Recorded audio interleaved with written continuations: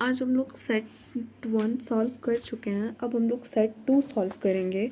Basically यहाँ पे भी 2 सेक्शन होंगे, section A botany and section B zoology. तो बेसिकली यहाँ पे हम लोग जो इंस्ट्रक्शन थे वो तो जानते ही है। देखो अगर हम लोग को OMR सीट सॉल्व करना है तो सबसे पहले हम लोग को टाइम मैनेजमेंट सीखना होगा, क्योंकि OMR सीट ऐसा होता है कि मतलब आपको सोच के रखना होगा कि आपको भरना क्या है। हम लोग कभी भी एग्ज़ाम हॉल में जाते हैं तो हम लोग को जब तक OMR मिलता है तब तक हम लोग 10 मिनट्स का एक्स्ट्रा टाइम मिलता है।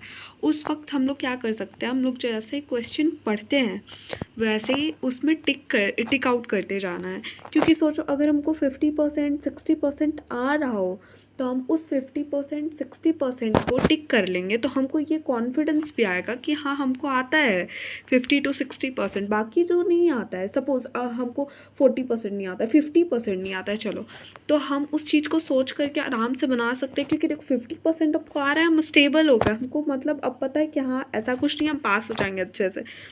और जैसे कि हम लोग को पढ़ना ही पड़ता ऑब्वियसली, ज़्यादा अच्छा मार्क्स चाहिए तो चलो सेट 2 सॉल्व करते हैं। सेट 2 में क्वेश्चन 1 देखते हैं। चलो एक मिनट, देखो यहाँ पे क्वेश्चन 1 है, the tissues present at root tip. देखो यहाँ पे टी होगा, ठीक है। Root tip and shoot tip is tissues जो रूट टिप और सूट टिप, मतलब याद है एक पेड़ होता है उसका ऊपर का जहाँ सबसे ऊपर होता है इसको सूट टिप बोलते हैं, और जो जड़ का सबसे निचला वाला भाग होता है उसको हम लोग रूट टिप बोलते हैं। तो रूट टिप और सूट टिप का मतलब जो होता है वहाँ पे कौन से सेल्स प्रेजेंट होते हैं, कौन सा टिश्यूज प्रेजेंट होता है, तो उन टिश्यूज को हम लोग मेरिस्टेमेटिक टिश्यू बोलते हैं। तो ऑप्शन डी हम लोग का करेक्ट ऑप्शन है, ठीक है। चलो अब नेक्स्ट क्वेश्चन में चलते हैं। नेक्स्ट क्वेश्चन क्या है, एक मिनट। नेक्स्ट क्वेश्चन है, the statement nothing lives for ever yet life continuously illustrate the role of. Basically यहाँ पे बताता है कुछ भी हमेशा के लिए नहीं होता है, फिर भी लाइफ कंटिन्यू है, फिर भी लाइफ चल रही है, कैसे, यहाँ पे किसका रोल है, इस क्वेश्चन में ये पूछ रहा है। तो देखो इसमें किसका रोल है, देखो चलो ऑप्शंस पढ़ते हैं। पहला ऑप्शन है इम्ब्रियोजेनेसिस। इम्ब्रियोजेनेसिस का मतलब होता है इम्ब्रियो का फॉर्मेशन होना, मतलब जो भ्रूण होता है, जो छोटा बेबी होता है उनका फॉर्मेशन होना। सेकेंड है मॉर्फोजेनेसिस, मतलब जो ऑर्गन्स है उसका फॉर्मेशन होना। Third one is the replication. Replication का मतलब है सपोज अगर हम लोग का DNA है, DNA से दूसरा DNA बन रहा है, उसको रैप्लिकेशन बोलते हैं। Fourth one is the reproduction. Reproduction obviously देखो इसका आंसर क्या होगा, ऑप्शन डी रिप्रोडक्शन। क्यों होगा, क्योंकि देखो रिप्रोडक्शन ही ऐसा टेक्निक है जिससे हम लोग का लाइफ कंटिन्यू रहता है। कि सपोज अगर हम लोग मतलब कोई बूढ़े लोग मरते हैं तो बच्चा जन्म भी लेता है, वो कैसे होता है, रिप्रोडक्शन से। That's why option D is correct, ठीक है। चलो अब नेक्स्ट क्वेश्चन में चलते हैं। नेक्स्ट क्वेश्चन क्या है, चलो देखते हैं। नेक्स्ट क्वेश्चन इज, एक मिनट सॉरी, हाँ, next question is C4 cycle is also known as. C4 cycle को और क्या बोला जाता है, C4 cycle is also known as. चलो ऑप्शन देखते हैं, ऑप्शन क्या है, देखो ऑप्शन 1 है कैल्विन साइकिल, ऑप्शन बी है क्रैब साइकिल, ऑप्शन सी है Hatch and Slack pathway, option D है सेल साइकिल। इसका आंसर हो जाएगा option C hatch and Slack pathway. Option C is the correct option. चलो अब नेक्स्ट क्वेश्चन। नेक्स्ट क्वेश्चन क्या है, देखो और रुक जाओ, ये परेशान कर रहा है। The final product is formed during anaerobic respiration. देखो एनएरोबिक मतलब जहाँ ऑक्सीजन का प्रेजेंस नहीं होता है, O2 नहीं होगा, O2 नहीं होता है। और बेसिकली ये कहाँ होता है, कभी कभी हमारे मसल सेल जो होते हैं ना वहाँ पे एनएरोबिक रिस्पायरेशन होता है। तो वहाँ पे क्या फॉर्म होता है, ऑप्शन ए इथाइल अल्कोहल। देखो हम लोग के बॉडी में अल्कोहल का तो फॉर्मेशन होता नहीं है। B is the lactic acid, C is the phosphoglycerate और D is the PGAL, PGAL। तो ये ऑप्शन तो नहीं होगा ऑब्वियसली, हमको पता है। फॉस्फोग्लिसरेट ये तो प्लांट में बनता है। Lactic acid that's it is the correct option. क्यों, देखो हम लोग जब भी एनएरोबिक रिस्पायरेशन करते हैं तो हमारे बॉडी में एक एसिड का फॉर्मेशन होता है एज ए फाइनल प्रोडक्ट। उस फाइनल प्रोडक्ट को लैक्टिक एसिड बोला जाता है। That's why B is the correct option. चलो अब नेक्स्ट क्वेश्चन देखते हैं। नेक्स्ट क्वेश्चन क्या है, देखो next question is stilt root are found in, stilt root कहाँ पाया जाता है? ऑप्शन ए है सुगर कैन, ऑप्शन बी है कैरेट, ऑप्शन सी है सनफ्लावर, ऑप्शन डी है मस्टर्ड। तो सपोज मतलब देखो स्टिल्ट रूट का मतलब क्या होता है? स्टिल्ट रूट ऐसा रूट होता है जो रियल नहीं होता, नॉन एडवेंटिशियस होता है। एडवेंटिशियस रूट रियल रूट को कहता है, ठीक है, और नॉन एडवेंटिशियस का एग्जाम्पल है स्टिल्ट रूट। ये बेसिकली क्या करता है ना, जैसे कोई पतला सा पौधा है, उसको स्टैंड आउट करने में मतलब खड़ा रहने में जो रूट मदद करता है, देखो ऐसे कोई प्लांट है, इसके ऊपर से जैसे मिट्टी यहाँ तक है, ठीक है, इसके ऊपर से यहाँ पे जो भार दे रहा होता है, इस रूट को स्टिल्ट रूट बोलते हैं। तो स्टिल्ट रूट किस में होता है? कैरेट में तो होता नहीं, कैरेट तो जड़ी में होता है, नीचे, इसके नीचे, तो यहाँ पे थोड़ी भार देगा। मस्टर्ड होगा नहीं, क्योंकि मस्टर्ड का पौधा तो हम लोग देखे ही हैं, उसके ऊपर जड़ तो होता नहीं है। सनफ्लावर भी नहीं होगा। Option A is the correct option. Sugar cane ऐसा प्लांट है बेसिकली जिसको खड़ा रहने के लिए स्टिल्ट रूट का ज़रूरत पड़ता है। अब नेक्स्ट क्वेश्चन देखेंगे। Next question is which among the following is not a plant hormone? इनमें से कौन सा प्लांट हार्मोन नहीं है? ठीक है, देखो हम लोग तो प्लांट ग्रोथ और डेवलपमेंट उसमें तो सारे हार्मोन्स को पढ़े हैं। ऑक्सिन तो था, बी है जिब्रेलिन, जिब्रेलिन भी था जो उसमें मतलब जो सीड को ग्रो होने में हेल्प करता है, जिब्रेलिन। इंसुलिन, इंसुलिन था क्या? इंसुलिन तो जानवर में पाया जाता है, ये तो हो ही नहीं सकता है। तो that's why C is the correct option. D abscisic acid, abscisic acid को ही शॉर्ट में ABA लिखा जाता है, तो ये तो था ही। That's why option C is the correct option. अब नेक्स्ट क्वेश्चन में मूव करते हैं। Next question is the green colour of the plant is due to, green colour क्यों होता है प्लांट में? ऑप्शन ए है कैरोटेनॉइड्स, ऑप्शन बी है क्लोरोफिल, ऑप्शन सी है जेंथोफिल, ऑप्शन डी है फ्यूकोजेंथीन। तो इसका आंसर हो जाएगा क्लोरोफिल। हम लोग जानते हैं chlorophyll is a green pigment which due to which plants leave are green in colour. That's why option B is the correct option. चलो अब नेक्स्ट में मूव करते हैं। नेक्स्ट क्वेश्चन है, देखो हाइड्रोपोनिक्स इज, हाइड्रोपोनिक्स किसको कहते हैं? हाइड्रोपोनिक्स किसको कहते हैं? याद है हम लोग जब पढ़ रहे थे वो वाला चैप्टर मिनरल न्यूट्रिशन, तो उसमें हम लोग को एक फिगर के थ्रू भी समझाया गया था कि हाइड्रोपोनिक्स किसको कहा जाता है। उसमें एक बीकर था, उसके अंदर वाटर था जिसमें बहुत सारे न्यूट्रिएंट्स डाले हुए थे और बिना सॉइल का वो प्लांट ग्रो कर रहा था। दैट्स तो हाइड्रोपोनिक्स एक ऐसा टेक्निक है जिसमें सॉल्यूशन होता है और वो कंटेन कर रहा होता है सारे न्यूट्रिएंट्स को। तो that's why hydroponics is a solution which contain all the type of a nutrients. That's why option B is the correct option. चलो नेक्स्ट क्वेश्चन में मूव करते हैं। Next question is the reproductive unit in a angiosperm is, reproductive unit in angiosperm क्या होता है? देखो reproduction basically हम लोग को पता है कि रिप्रोडक्शन कैसे होता है। फ्लावर, ऑप्शन डी, क्योंकि देखो हम लोग को सोचना है कि ऐसा कौन सा पार्ट होता है जिससे नया प्लांट ओरिजिनेट हो सके। लीफ हो ही नहीं सकता क्योंकि लीफ में तो होता नहीं है, एपेक्स से भी नया प्लांट ओरिजिनेट नहीं होता है, रूट से भी नहीं होता है। Flower is the part which is a reproductive unit of A angiosperm, क्योंकि देखो फ्लावर के अंदर ही सीड होता है जिस वजह से न्यू प्लांट का फॉर्मेशन होता है। That's Y flower is a reproductive part in angiosperm. That's why option D is the correct option.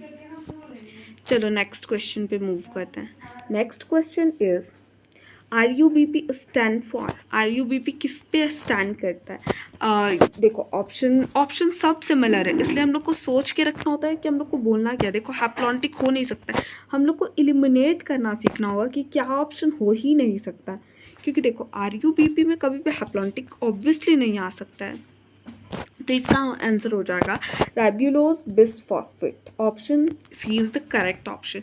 देखो इसमें हम लोग को याद रखना है बिस होता है बीच में, देखो इससे हम लोग ऑप्शंस को एलिमिनेट कर सकते हैं बहुत इजीली। चलो अब नेक्स्ट क्वेश्चन पे मूव करते हैं। Next question is the algal component in A lichen. देखो लाइकेन में दो होता है, एक प्लांट कॉम्पोनेंट और एक एल्गल कंपोनेंट। तो एल्गल कंपोनेंट को क्या बोलते हैं? एल्गल कंपोनेंट को बोलते हैं, एल्गल कंपोनेंट को क्या बोलते हैं? एल्गल कंपोनेंट को ऑप्शन ए देखो फाइकोबायोन्स, ऑप्शन बी है माइकोबायोन, ऑप्शन सी है डिप्लॉन्टिक, ऑप्शन डी है haplontic. Option A is the correct option, क्योंकि देखो फाइकोबायोन बेसिकली एल्गल कंपोनेंट जो होता है उसको हम लोग फाइकोबायोन कहते हैं। तो ये वाला क्वेश्चन हम लोग मूव करते हैं नेक्स्ट क्वेश्चन पे, इसका आंसर ए हो जाएगा। Next question is question number 12। Question number 12 में क्या है देखो, guard cell help in. Guard cell ऐसा सेल होता है जो स्टोमेटा के साइड में होता है। देखो ऐसा करके कोई सेल होता है, यहाँ पे ऐसा, ये बीच में, इसको स्टोमेटा बोलते हैं। ये जो साइड वाला सेल है ना, ये दोनों को गार्ड सेल बोलते हैं। तो गार्ड सेल हेल्प किस पे करता है?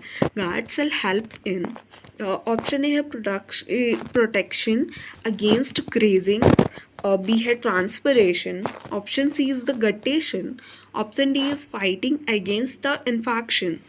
तो देखो गार्ड सेल जो है वो स्टोमेटा में प्रेजेंट होता है, तो वो कैसे बचा सकता है ग्रेजिंग से? ऑब्वियसली वो जब भी कोई ग्रेजिंग एनिमल उसको खाएगा तो स्टोमेटा उसको कोई नुकसान नहीं पहुंचाएगा। Transpiration is the correct option. क्यों? देखो स्टोमेटा क्या करता है, एक्स्ट्रा जो वाटर होता है सीड के अंदर, प्लांट के अंदर, उसको रिमूव करने का काम करता है, जिस वजह से वहाँ पे मतलब वाटर बैलेंस हो सके, क्योंकि ज़्यादा प्लांट को जितना ज़रूरत है प्लांट तो उतना ही लेगा। दैट्स वाई जो एक्स्ट्रा वाटर होता है उसको रिमूव कर देता है by the help of a transpiration. That's why option B is the correct option. Guttation तो हो ही नहीं सकता है, इन्फेक्शन में ये बिल्कुल भी काम नहीं करता guard cell. That's why option B is the correct option. चलो नेक्स्ट क्वेश्चन में मूव करते हैं। देखो नेक्स्ट क्वेश्चन है, select the option that contains micronutrient only. ऐसा ऑप्शन चूज करो जिसमें सिर्फ माइक्रोन्यूट्रिएंट हो। Option A is the magnesium, यहाँ पे ना Mg होगा, ठीक है, इसीलिए बोला जाता है बुक से जब भी हम लोग पढ़ते हैं तो हमेशा कुछ ना कुछ मतलब मिस्टेक्स होता है, उस चीज़ को हम लोग को देख के रखना चाहिए, क्योंकि फिर ऐसा होता है कि हम लोग एग्ज़ाम में भी वही मार देते हैं और बिल्कुल भी कुछ भी करेक्ट नहीं होता है। Option is the magnesium, molybdenum and zinc. Option B is carbon, hydrogen and nitrogen. Option C is nitrogen, phosphorus and oxygen. Option D is manganese, potassium and sulphur. Option A is the correct option. ये हम लोग को mineral nutrition में पढ़ाया जा चुका है। चलो अब नेक्स्ट क्वेश्चन में देखते हैं। Next question is narcosis refers किसको करता है? A is the inhibition of cell division, option B is the delaying in flower, option C is the death of tissue, option D is the falling of leaves। देखो necrosis जो होता है वो क्या होता है, खुद से जब डेथ होने लगे टिश्यू का तो उस कंडीशन को नेक्रोसिस बोलते हैं। That's why option C is the correct option. देखो हम लोग को याद रखना होगा कि डेथ ऑफ टिश्यूज, नेक्रोसिस, ये बेसिकली देखो छोटा छोटा टर्म में हम लोग को याद रखना पड़ता है, ठीक है। दैट्स वाई इसका आंसर सी हो जाएगा। Next question is the value of the respiratory coefficient in a succulent is. Respiratory coefficient का वैल्यू क्या होगा सक्सेलेंट में? तो इसका आंसर होगा D, option D 0 is the value of respiratory quotient. यहाँ पे आर्की जो होता है वो रेस्पिरेटरी कॉशेंट को डिनोट करता है। चलो अब नेक्स्ट क्वेश्चन पे मूव करते हैं। Next question is the function of oxygen include. देखो ये सब बुक में बहुत सारा गलती होता है, ये जो ई है यहाँ ए होगा, ठीक है, और इसको हम लोग को करेक्ट करना। बेसिकली देखो हम लोग जब भी पढ़ेंगे तो हर चीज़ को एक बार क्रॉस चेक करेंगे, ताकि कभी भी ऐसा ना हो कि हमसे जो गलती हो रहा है वो गलती हो जाए। दैट्स वाई हम लोग को सोच के चलना है कि हम जो कर रहे हैं वो सही है। इसीलिए बोला जाता है जो लोकल्स बुक होता है, वर्मा शर्मा या कोई भी, हर बुक्स में बेसिकली कुछ ना कुछ मिस्टेक्स होता है, हम लोग को उस मिस्टेक्स को देखते हुए चलना है। चलो ऑक्सीजन एक प्लांट ग्रोथ हार्मोन है, वो किस चीज़ में हेल्प करता है, फंक्शन क्या है? Option A is promoting flowering, in pineapple. Option B है inducing parthenocarpy in tomato. Option C है used as herbicides to kill dicot weeds. Option D is all of the above. उस chapter में हम लोग पढ़े थे कि हाँ ये मतलब पार्थिनोकार्पी ऑफ टोमेटो में भी यूज़ होता है, ये पाइनएप्पल में फ्लावरिंग भी करवाता है, ये डाइकॉट वीड को किल भी करता है, जिस वजह से हम लोग जो घर के बाहर देखते हैं ना घास वाला परत जो अमीर अमीर लोग के घर के बाहर होता है उसमें ऑक्सीजन का ही यूज़ किया जाता है ताकि जो मोटे मोटे डाइकॉट प्लांट है वो मर जाए और सिर्फ मोनोकॉट प्लांट बचे रहें. That's why option D is the correct option. ठीक है, चलो नेक्स्ट क्वेश्चन पे मूव करते हैं. देखो नेक्स्ट क्वेश्चन क्या है. Next question is mercury Hg is generally used in anaerobic respiration experiment because देखो because it does not react with. हम लोग मर्क्यूरी को यूज़ करते हैं एनएरोबिक रिस्पायरेशन के एक्सपेरिमेंट में. क्यों? क्योंकि ये रिएक्ट नहीं करता है. किससे नहीं करता है? Oxygen, carbon dioxide, water, air. हम लोग को पता है जब भी रिस्पायरेशन होता है तो हम लोग O2 और CO2 तो इनहेल और एक्सहेल करते ही हैं, बट जो एक्सपेरिमेंट होता है उसमें H2O से वो रिएक्ट नहीं करता. दैट्स वाई हम लोग एक्सपेरिमेंट्स के लिए H2 मतलब Hg का यूज़ करते हैं क्योंकि वो वाटर से रिएक्ट नहीं करता है. That's why option C is the correct option. चलो नेक्स्ट क्वेश्चन पे मूव करते हैं. Next question is which of the following phase of the cell cycle is not a part of interphase. इनमें से कौन सा सेल साइकिल का part है बट इंटरफेज का पार्ट नहीं है. सेल साइकिल के इंटरफेज का पार्ट कौन सा नहीं है? देखो option A is the S phase, option B is the G1 phase, option C is the G0 phase, option C is the M phase. देखो हम लोग को पता है S, G1, G2, ये तीनों स्टेज हम लोग को इम्पॉर्टेंटली याद रखना है. ये क्वेश्चन बहुत ज़्यादा आता है. ये तीनों फेज और G0 phase. G0 phase basically इसको एग्जिट फ्रॉम सेल साइकिल के लिए भी यूज़ किया जाता है, लेकिन कुछ क्वेश्चन में G0 को भी इंटरफेज का पार्ट मान लिया जाता है. तो यहाँ पे देखो एस फेज भी G0 का पार्ट है, सॉरी एस फेज भी पार्ट ऑफ इंटरफेज है, G1 फेज भी पार्ट ऑफ इंटरफेज है, G0 फेज भी पार्ट ऑफ इंटरफेज है, लेकिन एम फेज जिसको माइटोसिस और मियोटिक फेज बोलते हैं ये इंटरफेज का पार्ट नहीं. That's why option D is the correct option. चलो नेक्स्ट क्वेश्चन पे मूव करते हैं. Next question is monocotyledonous seeds possess a single cotyledon which is represented by monocots जो होते हैं जिसमें एक ही कॉटिलेडन होता है, सिंगल कॉटिलेडन, उसमें से उस कॉटिलेडन को रिप्रेजेंट कैसे करते हैं? Option A is the tegmen, option B is the endosperm, option C is the scutellum, option D is the aleurone. देखो हम लोग को पता है टैगमेन, ये तो देखो याद है यहाँ पे इंटैग्यूमेंट होता है, इंटैग्यूमेंट के बाहर जो ये लाइन होता है टेस्टा और टैगमेंट बोला जाता है, तो ये तो कॉटिलेडन का पार्ट नहीं है. एंडोस्पर्म ये तो न्यूट्रिशन देने का काम करता है जाइगोट में, और ऑप्शन सी इज स्क्यूटलम, ये करेक्ट ऑप्शन है.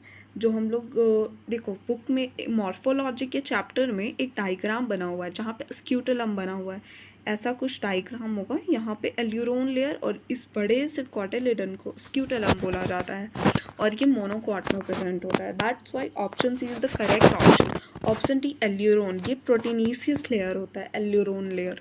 देखो हम लोग क्वेश्चन तो बनाते जाएंगे लेकिन हमको एक्सप्लेनेशन आना चाहिए, क्योंकि देखो वहाँ यही क्वेश्चन नहीं पूछा जाएगा. हम लोग को बेसिकली इस चीज़ को सोच के चलना है कि हम लोग को एक एक ऑप्शन के बारे में बताओ ताकि हम लोग ऑप्शंस को एलिमिनेट कर सके, या फिर उस ऑप्शन से ही कोई न्यू क्वेश्चन अराइज हो तो उस ऑप्शन के क्वेश्चन को भी सॉल्व किया जा सके. तो ऐसा ही हम लोग को हमेशा से तैयारी रखना होगा. ठीक है, option C is the correct option. चलो अब नेक्स्ट क्वेश्चन पे मूव करते हैं. Next question is question number 20. देखो यहाँ पे क्या है. When we peel the skin of a potato tuber, यहाँ पे आर होगा. देखो पोटैटो का भी स्पेलिंग गलत है, इसको ठीक करना होगा. ठीक है, कोई नहीं. पोटैटो ट्यूबर हम लोग समझ सकते हैं. वी रिमूव, जब भी हम लोग पोटैटो के जो छिलके को रिमूव करते, पील ऑफ करते हैं, तो क्या रिमूव कर रहे थे? Option A is the tegmen, option B is the endosperm, option C is the scutellum, option D is the aleurone layer. देखो ये तो प्रोटीनेशियस लेयर होता है, इसको रिमूव कर नहीं सकते क्योंकि वो मोनोकॉट्स में नहीं आता है बेसिकली, ठीक है। एंडोस्पर्म को रिमूव नहीं कर सकते क्योंकि ये तो जड़ में होता है, और एंडोस्पर्म बेसिकली एम्ब्रियो सेट में पाया जाता है, ठीक है, जो जाइगोट का न्यूट्रिशन प्रोवाइड करते हैं।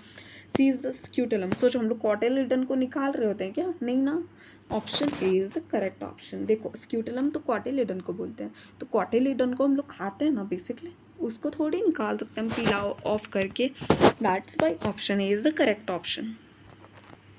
चलो अब मूव करते हैं next question. Next question is question number 21। देखो जूलॉजी का सेक्शन भी स्टार्ट हो गया। यहाँ पे देखो क्वेश्चन नंबर 21 क्या है? Glisson's capsule is a characteristic feature of. Glisson's capsule जो है वो कैरेक्टरिस्टिक फीचर किसका है?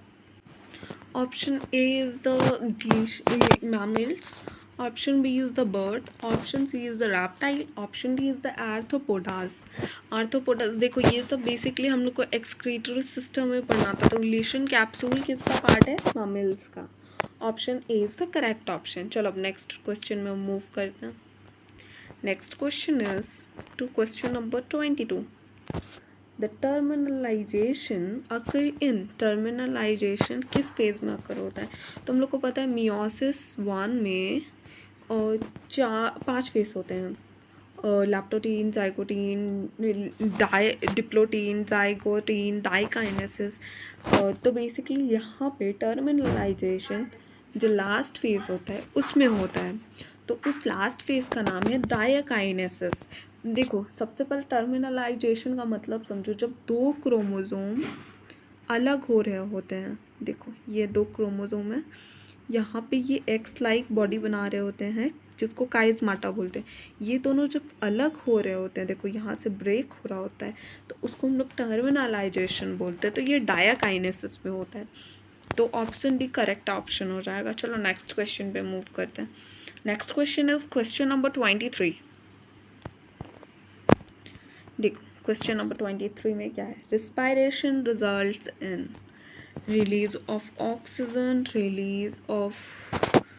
release of oxygen, B is the anabolism, C is the transfer of CO2, option D is the release of CO2।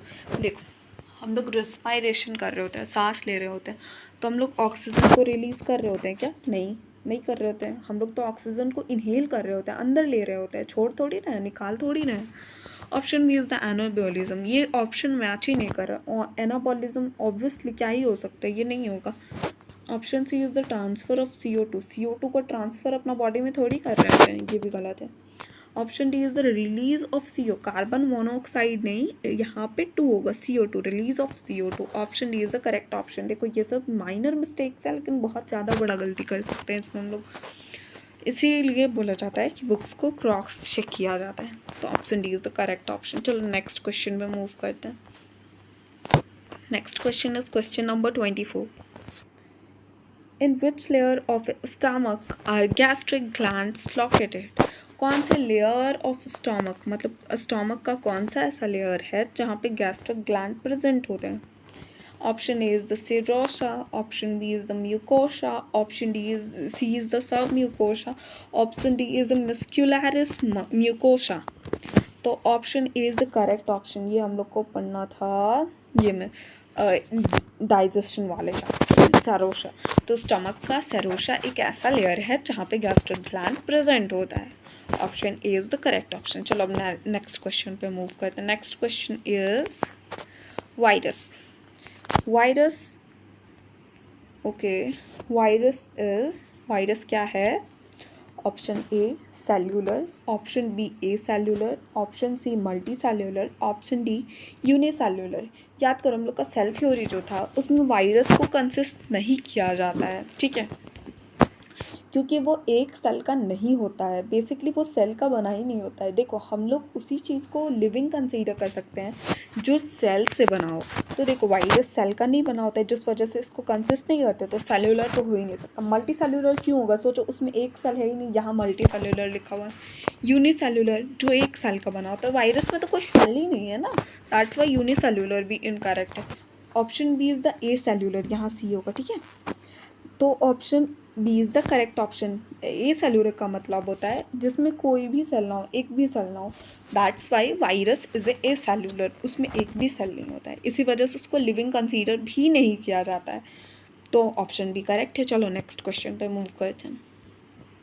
Next question is which is also known as powerhouse of the cell.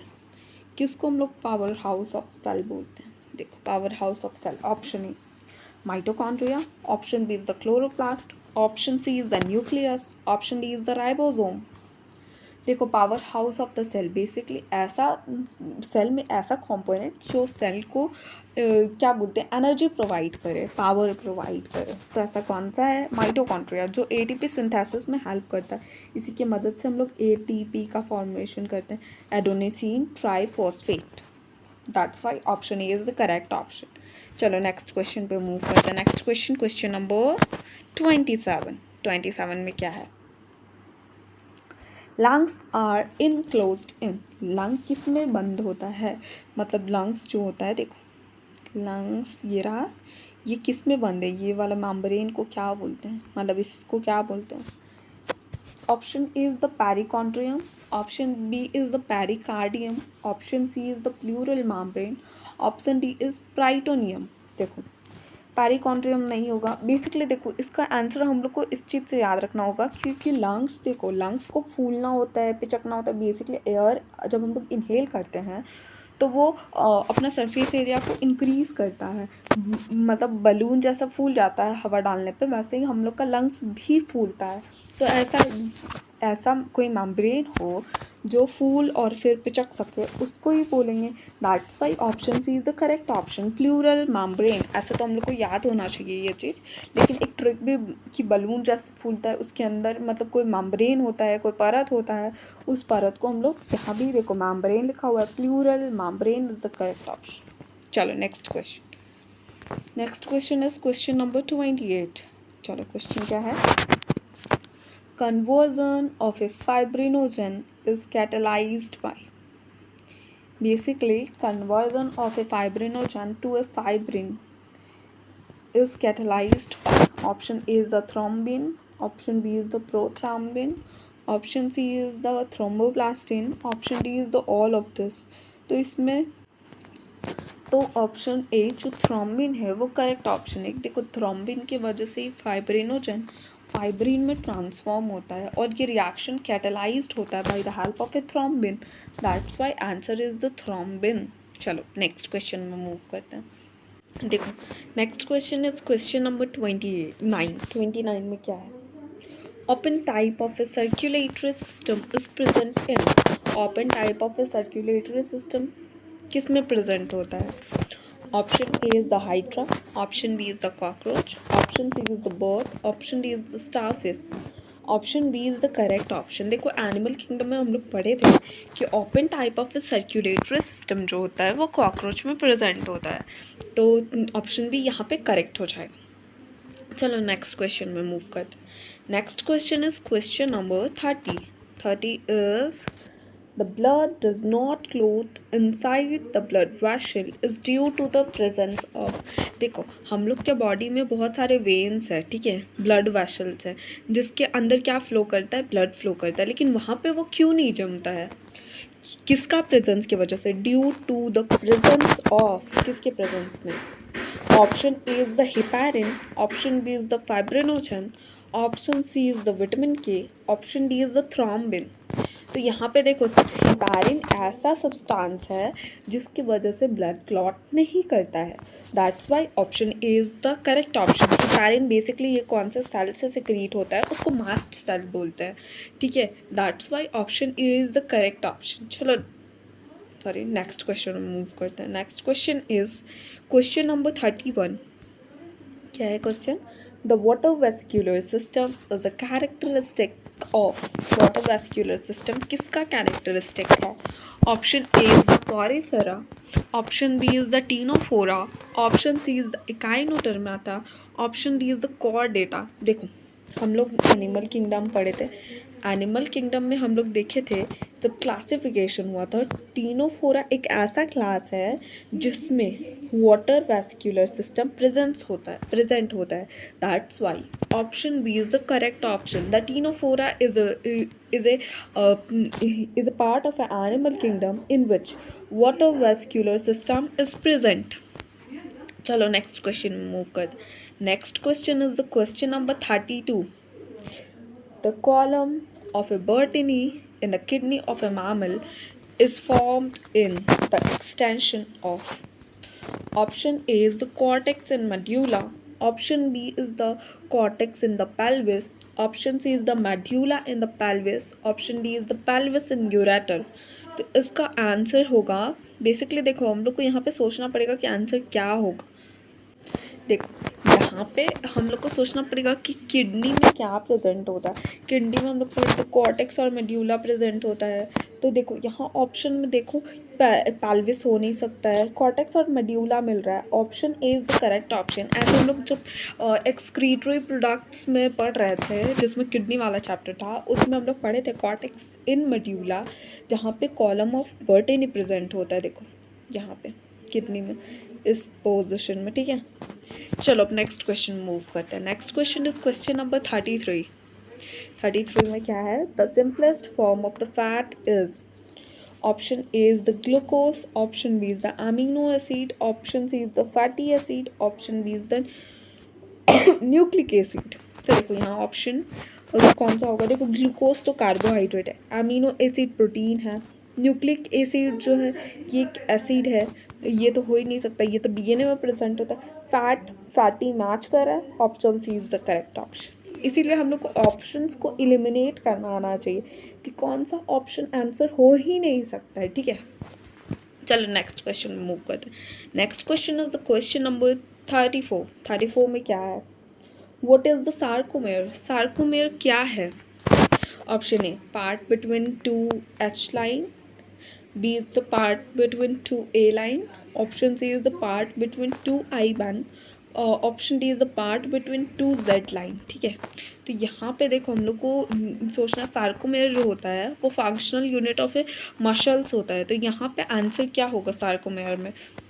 तो ये होता है part between 2Z lines. Basically देखो sarcomere, यहाँ एक Z line होता है, यहाँ एक Z लाइन होता है, इन दोनों के बीच का जो डिस्टेंस होता है उसको हम लोग सार्कोमेयर बोलते हैं. ये फंक्शनल डिस्टेंस होता है. बेसिकली ये स्टैंडर्ड यूनिट ऑफ मसल बोल सकते हैं इसको, ठीक है. इसी को सार्कोमेयर करते हैं. चलो अब नेक्स्ट क्वेश्चन में मूव करते हैं. Next question is the question number 35 in which the cortisol is secreted from. cortisol कहाँ से secrete होता है? Option A is the pancreas, option B is thyroid, option C is the cortex, option D is the thymus. pancreas से तो 2 glucagon और insulin, thyroid होता नहीं है, थाइमस होता नहीं है, होगा नहीं, मतलब यहाँ पे cortex इज द आंसर, क्योंकि जो cortisol है वो cortex से ही secrete होता है. तो option C is the correct option. चलो move to the next question. Next question is the question number 36. Reabsorption of a sodium is controlled by. Reabsorption of a sodium is controlled by. किससे से control कर सकते हैं? A is the aldosterone, B is the estrogen, option C is the glucocorticoid, option C is the glucocorticoid, option D is the testosterone. चलो अब देखते हैं इसका आंसर क्या. इसका आंसर होगा ऑप्शन सी ग्लूकोकॉर्टिकॉइड. बेसिकली क्या होता है, ग्लूकोकॉर्टिकॉइड जो होता है वो रीअब्सॉर्ब करता है सोडियम को, जो हम लोग के यूरिन के थ्रू पास हो रहा होता है. That's Y glucocorticoid is the correct option. ये क्या करता है, जो हम लोग का किडनी फंक्शनल यूनिट जो होता है नाफ्रॉन, उससे सोडियम को रीअब्सॉर्ब करता है, ठीक है. That's why option C is the correct option. चलो नेक्स्ट क्वेश्चन में मूव करते हैं. Next question is the question number 37. The brain depend on blood for the blood for the supply of, देखो ब्रेन बेसिकली, ब्रेन जो होता है उसको भी चलाने के लिए, जैसे हम लोग का दिमाग है उसमें बहुत सारे इंफॉर्मेशन डाले हुए होते हैं, तो उसको भी ब्लड का सप्लाई चाहिए होता है। क्यों? Option A is the ATP and the glucose, option B is the oxygen and ATP, option C is the oxygen and glucose, option D is the oxygen and the electrolyte. तो यहाँ पे option C correct होगा, क्योंकि देखो हमारे brain को भी oxygen चाहिए और ग्लूकोज फॉर द न्यूट्रिशन, और फिर बोल सकते हैं फर्दर वर्किंग के लिए। That's why option C is the correct option. चलो नेक्स्ट में मूव करते हैं। Next is the 38, in which mitosis is characterised by, mitosis basically mitosis का एक और नाम किसको बोल सकते हैं यहाँ पे? Reduction division, option B is the equal division, option C both reduction and equal, option D is the pairing of homologous chromosome. देखो रिडक्शन डिवीजन हो नहीं सकता है, क्योंकि देखो ये तो मियोसिस को बोला जाता है। मियोसिस में बेसिकली क्या होता है, क्रोमोसोम नंबर हाफ होता है, जिस वजह से मतलब रिड्यूस हो रहा है ना क्रोमोसोम नंबर 2n से n, तो दैट्स वाई मियोसिस को रिडक्शन डिवीजन बोलते हैं। इक्वल डिवीजन, माइटोसिस को इक्वल डिवीजन कहते हैं। क्यों बोलते हैं? क्योंकि देखो माइटोसिस में क्या हो रहा होता है, 2n क्रोमोसोम डिवाइड होने के बाद भी 2n क्रोमोसोम ही रहता है, दैट्स वाई इसको इक्वल डिवीजन बोलते हैं। तो ऑप्शन भी करेक्ट हो जाएगा। चलो next question. Next question is the question number 39। Human cell in the culture, so a cell cycle to be completed in approximately, देखो एक ह्यूमन सेल होता है, वो अपना कंप्लीट साइकिल कितने देर में कंप्लीट करता है? तो ये हम लोग सबसे पहले ही पढ़े थे कि ह्यूमन का सेल को डिवाइड होने में कितना टाइम लगता है, 24 आवर का। तो option B is the correct option. अगर ईस्ट रहता तो ईस्ट का कितना, 90 मिनट्स, ठीक है, ये याद रखना होगा क्योंकि एनसीईआरटी का डेटा है, ठीक है, ये बहुत इंपॉर्टेंट है। चलो नेक्स्ट क्वेश्चन मूव करते हैं। Next question is the next question and the last question is the oxygen haemoglobin dissociation curve will show A right shift in the case of, basically देखो हम लोग का हीमोग्लोबिन जो होता है वो बाइंड करता है, और अगर वहाँ CO2 रहेगा तो वो ऑक्सीजन से बाइंड नहीं करेगा, क्योंकि देखो जो हम लोग का हीमोग्लोबिन होता है उसमें ऐसा होता है कि वो CO2 से बहुत ज़्यादा प्यार करता है, समझ लो, वो बहुत जल्दी उससे बाइंड करता है। लेकिन अगर ऑक्सीजन रहे तो वो कम बाइंड करता है, अगर CO2 रहेगा तो फिर वो ऑक्सीजन से बाइंड नहीं होता है। That's Y right shift in the case of high pressure of A CO2, right shift कब तो करेगा, जब हाई प्रेशर ऑफ CO2 होगा। That's why option A is the correct option. देखो आज का ये पूरा सेट खत्म होता है सेट 2, ठीक है, बस पढ़ते रहो और क्या। तब तक के लिए बाय। नेक्स्ट चलो